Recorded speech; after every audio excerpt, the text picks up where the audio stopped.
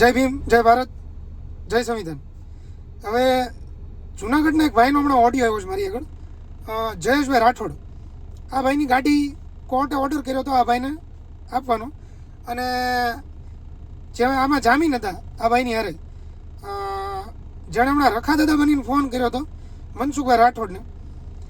એ જે છોકરો છે સાગર દેવી પૂજક, એ છોકરો જામીનમાં હતો અને જયેશભાઈને ગાડી આપવાના બદલે જમાદારે 2-5 પૈસાની લાલચમાં ગાડી ઓંપી દીધી છે સાગરને, બરાબર. અને હવે એ ભાઈ જે છે એ ગાડી પાછી આપતો નથી. અને સાગરનું જે બેકગ્રાઉન્ડ છે, ગુનાહિત બેકગ્રાઉન્ડ છે, ગાંજાનો ધંધો કરે છે એવી આ ઓડિયોમાં વાતચીત છે, બરાબર. એટલે જુનાગઢ પોલીસને મારી નમ્ર વિનંતી છે, પહેલાં તો જુનાગઢના જે કોઈ માણસો આ વિડીયો જોતા હોય એ જુનાગઢ પોલીસ સુધી આ વિડીયો મારો પહોંચતો થાય એવું કંઈક કરજો, વિડીયો શેર કરજો. અને જુનાગઢ પોલીસને મારી નમ્ર વિનંતી છે કે આ ભાઈ જે છે એ ગુનાહિત બેકગ્રાઉન્ડ ધરાવે છે, ગાંજાનો ધંધો કરે છે એવી આ ઓડિયોમાં વાતચીત થઈ છે. અને ગાંજાના કેસમાં જ આ ભાઈ જેલમાં હતા.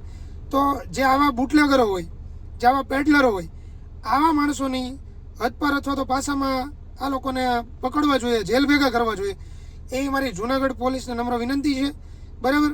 અને વાત રહી કરણભાઈ, તમે આ ભાઈ હારે વાતચીત કરતા હતા ને એમાં તમે એવું કહેતા હતા કે ભાણા ગાળો ન બોલાય, તારે મારા મામા ભાણાનો સંબંધ છે તો આપણે એવું ન બોલાય.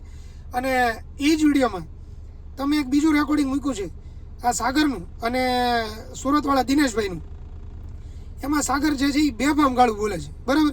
એટલે એક બાજુ તમે એવી વાત કરો છો કે ગાળું ન બોલતો એટલે તમે એક બાજુ હારા થાવ છો સોશિયલ મીડિયામાં, અને બીજી બાજુ તમે આખું રેકોર્ડિંગ ચડાવ્યું છે. જો તમે એ ગાળું બોલે છે એમાં તમે રાજી ન થાય તો તમારે કાં તો એ રેકોર્ડિંગ ન ચડાવવું જોઈએ અથવા તો એ જે ગાળું છે એમાં બીપ મૂકવું જોઈએ, બરાબર, જેથી કરીને બધાને ખબર પડે કે કેવી ભાષામાં વાપરી છે.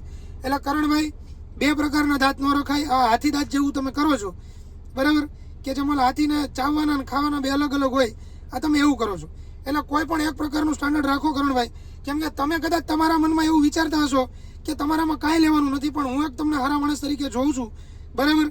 તો તમારે એ વસ્તુને પુરવાર કરવી જોઈએ, બરાબર.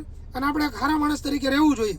એક બાજુ તમે આખા ગામના કાન ભરો છો, બરાબર, અને બીજી બાજુ પાછા તમે ડાયા થઈને રહ્યો છો.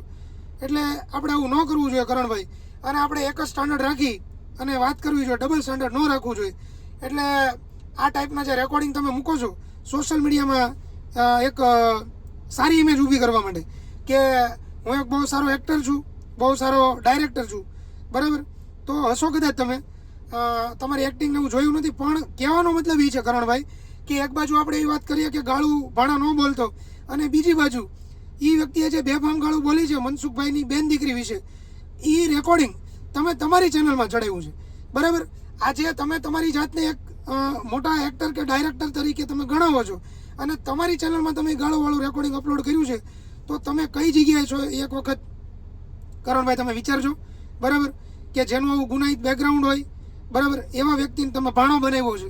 ઠીક છે, કદાચ એ તમારો પારિવારિક મામલો છે, બરાબર, પણ આવું રેકોર્ડિંગ તમારે એક સારા માણસ તરીકે ન મૂકવું જોઈએ, ખરાબ ગાળોવાળું, બરાબર. અને આ ડબલ સ્ટાન્ડર્ડ ન રાખવું જોઈએ. એક જ રંગ હોવો જોઈએ કરણભાઈ, બરાબર.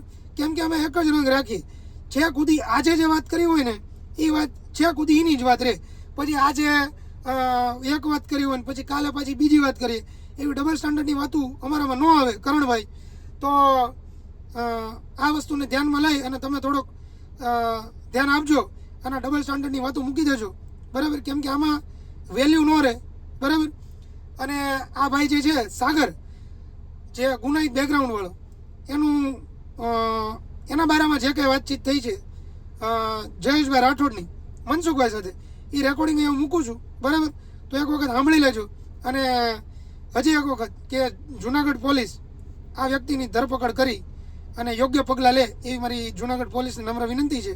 અને વિડીયો બને એટલો વધુમાં વધુ શેર કરજો, જેથી યોગ્ય વ્યક્તિ સુધી આ વિડીયો પહોંચે અને એક્શન લેવાય, જેથી આવા વ્યક્તિઓ જેલમાં જાય તો સમાજને એક સારો મેસેજ મળે અને સમાજ સુધરે, બરાબર.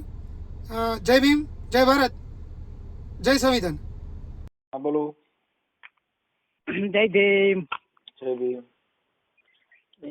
મનસુખ કાકા, મારું નામ છે જયેશ કાંતિલાલ રાઠોડ.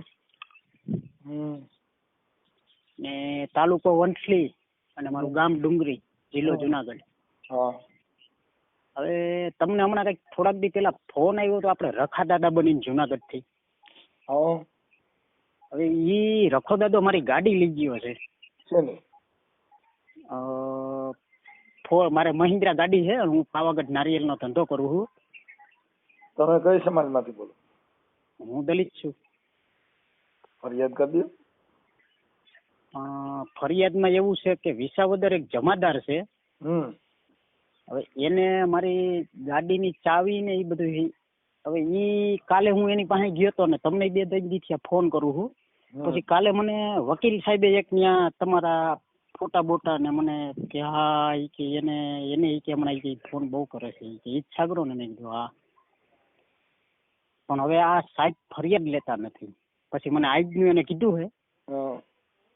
મેં કીધું મને કે તું એના નંબર દે ને કાલે કે બપોરે તું અહીંયા આવું. મેં કીધું સારું હાલો વાંધો નહીં આવું. હવે પોલીસમાં દીધું? હા હા, ત્યાં આપણે ત્યાંથી જ એને ઓલા જે કાકાને કહું ઈ મારી ગાડીનો જામીન. ગાડીનું કેવી રીતે ગાડી દીધી? ગાડી કાકા એવું છે કે આપણે 2-3 મહિના પહેલા ત્યાં પકડાઈ ગઈ હતી ગાડી. શેમાં પકડાઈ? સોયાબીન ચોરીના ભર્યા હતા આપણે અહીંયા બાજુના ગામડામાંથી. એટલે કોણે ભર્યા હતા? એ અમે ભર્યા હતા ત્યાંથી. હા. હવે એમાં આપણે કાકાને કહું જામીન બામીન બધું આપી દીધું રેગ્યુલર. પછી કોર્ટમાંથી આપણે એવો હુકમ આવ્યો કે તમારે ગીરવે ના મૂકવી, બક્ષિસમાં પણ ના દઈ શકો. મેં કીધું બરોબર છે. પણ હવે ત્યાં જે એક જમાદાર કરીને રાઠોડ સાહેબ છે, હવે ઈ સાહેબે આને કઈક હું ડીઝલ લેવા ગયો એટલે વાહેથી કે ભાઈ 2-5 હજાર રૂપિયા આપો એટલે સાગરાએ એના નંબર બંબર લીધા. હવે કાલે હું એની પાસે ગયો તો થોડીક બળજબરી કરી, હાથ ચાલાકી કરી લીધી. મને કે હું કાલે એને બોલાવું છું, મારી કોઈ જવાબદારી નહીં. તો સરકારે ગાડી મને દીધી હતી. આરસી બુક મારા નામની છે, વીમો પાર્સિંગ મારા નામની છે, પાન કાર્ડ, આધાર કાર્ડ અને આરસી બુક અને ગાડી. ચાવી આ રાઠોડ સાહેબે 2-5 હજાર રૂપિયા હતું આ છોકરાને આપી દીધી. હવે આ છોકરો અત્યારે 15-20 દિવસથી મને કે 70,000 રૂપિયા થાય ને મારે 20,000 ઉને દેવાના છે, 20,000 ઉને દેવાના છે, અને કોઈ કાંઈ જવાબ આવતો નથી. એટલે ગાડી કોને હોપી? ગાડી આ સાગરને. સાગરને કેવી રીતે ખોપે? મારું ઈ જ એને કહેવાનું છે. તો કાલે હું ત્યાં ગયો તો મને 2-3 લાકડી પાછી મારી લીધી. કોને? અને આ રાઠોડ સાહેબે. હા, ઈ કે લે ઈ કે અમારી જવાબદારી ના હોય તો તમારી જવાબદારી. હવે કાકા મારી વાત સાંભળો. હવે હું પાવાગઢ નારિયેળનો ધંધો કરું છું એટલે હમણાં 4-5 દી પહેલા હું અહીંયા પાવાગઢ રાતે મને 10 વાગે ફોન આવ્યો ઉપલેટાથી. અરે મને કે તમે ગાડી વાળા ભાઈ બોલો? મેં કીધું હા. મને કે ભાઈ અમારે ઈ કે તરબૂચનો ઠેરો કરવો છે, ઈ કે કલાણા તમારી ગાડી કે તમારા નંબર અહીંયા લખેલા છે એટલે ઈ અમે તમને ફોન કર્યો. કબજે કોની પાસેથી કરી એમ કહું? કબજો પોલીસ સ્ટેશનેથી સીધી જ આ રાઠોડ સાહેબે ચાવી બાવી બધું એને આપી દીધું ડાયરેક્ટ. એટલે હું એમ કઉ છું ગાડી તારી પાસેથી કબજે થઈ હતી. આ જે પકડાના સોયાબીન કોની પાસેથી પકડાના હતા? હા, એ મારી પાસેથી કબજે થઈ હતી અને પોલીસ સ્ટેશન 1-1.5 મહિનો ગાડી પડી રહી ને તે પછી મેં એને છોડાવી. છોડાવી કોને? મેં છોડાવી. એમાં સાગરભાઈ જામીન પડ્યો હતો. મને કે ભાઈ કે હું જામીન કે પડી જાઉં છું મારી પાસે. જામીન ને ગાડી દીધી એમ કે ને? તો હા હા, તો ઈ તો થઈ જાય. જામીન ને ગાડી દેવાની તો જામીન તારે એને રાખ્યો તો એટલે મતલબ જામીન ગાડી લઈને ગયો. હા હા. અને આ મને ઉપલેટાથી ફોન આવ્યો ને કાકા, એટલે હું ત્યાં સવારના પોરમાં સીધો જેની પાસે ગાડી હતી ને એની પાસે પૂગી ગયો. આવડા નંબર છે કેના? આ રાઠોડ સાહેબ ના? ના. તો પછી એ હવે ત્યાં ઉપલેટા હું ગયો એટલે ત્યાં જેની પાસે ગાડી છે ને, મેં એને કીધું ભાઈ ગાડી મારી છે ને હું મેં કીધું ફરિયાદ કરેલી છે બરોબર છે. અને મારે મેં કીધું કે ભાઈ મારી વાત સાંભળો કાકા. એટલે મને કે ભાઈ હું ઈ કે મેં જેની પાસેથી કે મને ગાડી ઈ કે દઈ ગયો છે ને સાગર, હું એની હારે વાત કરું. એટલે મેં કીધું સારું તું તારે કરી લે બરોબર છે. આ હું છે આવી રીતે કરી બધાને પૈસા પડાવે છે પણ તમારે એની જરૂર પડે તારા ગામમાં તારે કોઈ હારો માણસ નતો કે એને પકડ્યો? વાત સાચી છે કાકા, પણ હવે આપણે એક મારી વાત સાંભળો કાકા, આપણે કોઈના પેટમાં નથી કરી જતા. એક માણસ આપણે કોઈ પેટમાં કરે હું કઉ છું તારે સંબંધી તો હારો માણસ હોવો જોઈએ ને. હવે એને તારો ગરિયો કરી નાખ્યો, ઈ તારો મિત્ર છે, ઈ કેમ ભેગું થાય? હા, મતલબ આ સોયાબીન ને સોરી ના ભેર્યા હતા તું સાગર બે હરખા. ના આ ઈ મારા ભાઈ એને મારે કાંઈ લેવા દેવા નંબર એ તો બાબતમાં. પછી ચોરીને સોયાબીન ભર્યા હતા હા તો ભર્યા હતા તો ઈ તું મતલબ આ તારો દોસ્તાર ને તમારે શેનો સેટિંગ તમારે શેની દોસ્તી નીકળી? હું કાકા જેલમાં ગયો એટલે આ છોકરો ત્યાં ગાંજાના કેસમાં અંદર હતો. હા બરોબર છે. હા. એટલે મારી પાસે થોડા ઘણા દાગીના હતા ઈ મેં ત્યાં આપણે જેલે જમા કરાવ્યા.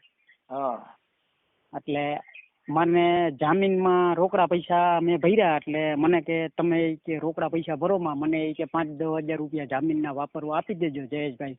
મારી ઈ કે હું અહીંયા જેલમાં છું એટલે મારા ઈ કે હમણાં જામીન થઈ ગયા છે હાઈકોર્ટેથી અને હું હમણાં ઈ કે છૂટવાનો છું તો તમે 2-5 દી કે ભેરાભેર કાઢી નાખો તો હું તમારા જામીન ઈ કે ભરી આપું છું. એટલે મેં વકીલને રોકડા પૈસા મેં આપ્યા, મારા ખાતામાંથી મારા ભાઈબંધને ત્યાંથી નખાવ્યા 15,000 રૂપિયા, એમાંથી આ ભાઈ 3,000 રૂપિયા લઈ ગયો.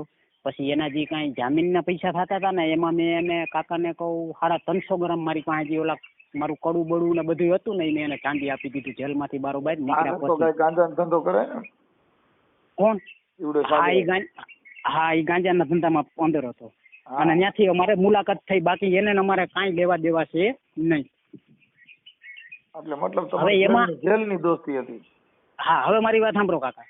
હવે ઉપલેટા વાળાએ મને ફોન કર્યો એટલે હું ઉપલેટા ગયો ને એટલે એ સીધો સાગરને ફોન કર્યો. સાગરને ફોન કર્યો ને એટલે સાગરે આ સાહેબને સીધા લાઈનમાં લીધા, ક્યાં સાહેબ ને? આ રાઠોડ સાહેબને. હવે રાઠોડ સાહેબને લાઈનમાં લીધા એટલે મને એ કાંઈ ખબર નહીં કે આ સાહેબ અહીંયા આપણે આ જમાદારને આ ભાઈએ ફોન કર્યો એમ. હા એટલે મને કે તું ઈ કે સાહેબ હારે વાત કર. એટલે મેં કીધું મારે ને સાહેબને ભાઈ શું લેવા દેવા. હમ. એટલે એટલે મેં થોડીક તમને સેવી વાત કરું, 1-2 મેં ગાયર કાઢી લીધી પણ મને શંકા એવી હતી કે ઈ વકીલ હારે મને વાત કરાવે છે. એટલે મેં કીધું ભાઈ ઈ મારે કોઈ હારે વાત કરવી નથી, બરોબર છે, ઈ બધા ગયા માય, તું મને મારી ગાડી આપી દે. નકર હું મેં કીધું વિસાવદર જઈ અને ફરિયાદ કરી. પણ હવે વાત કેવી છે કાકા કે હકીકતમાં બનાવ એવો છે કે આ રાઠોડ સાહેબ રહ્યા ને એને મારી રૂબરૂમાં ચાવી અને એને દીધી ને એને હું આને કીધું ખબર કે આને તું 20-25 હજાર રૂપિયા દઈ દે. એમાં જામીન ફેરવી ને કે આ જામીન મારી ગાડી લઈને વી ગયો સાહેબ, મારામાં જામીન પડ્યો તો કોર્ટમાં પાછો જા હા અને ઈ જામીન ટ્રાન્સફર કરાવીને ને એટલે ઈ જામીન મારી ગાડી લઈને વી ગયો સાહેબ અને મને મારી ગાડી પાછી અપાવો ને આ જામીન રદ કરો ને બીજો જામીન. એટલે તરત જ હમણાં પોલીસ પાછી ગોતી આવી. બરોબર. આ હવે જામીન એમાં રદ એવું છે કરાવી કાકા, હા કરાવી દો. અને જે આમાં મારી વાત સાંભળો કાકા, તારા વકીલ કોણ છે?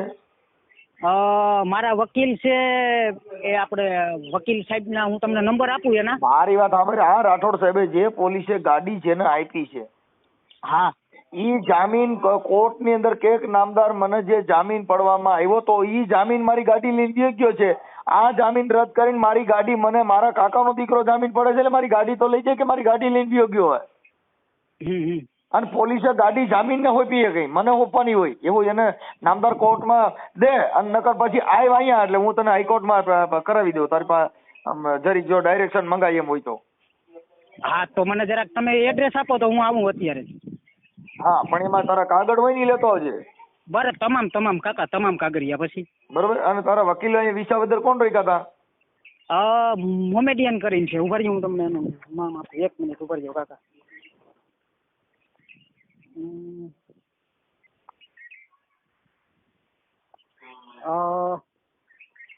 ફારૂકભાઈ છે કલવત્રા.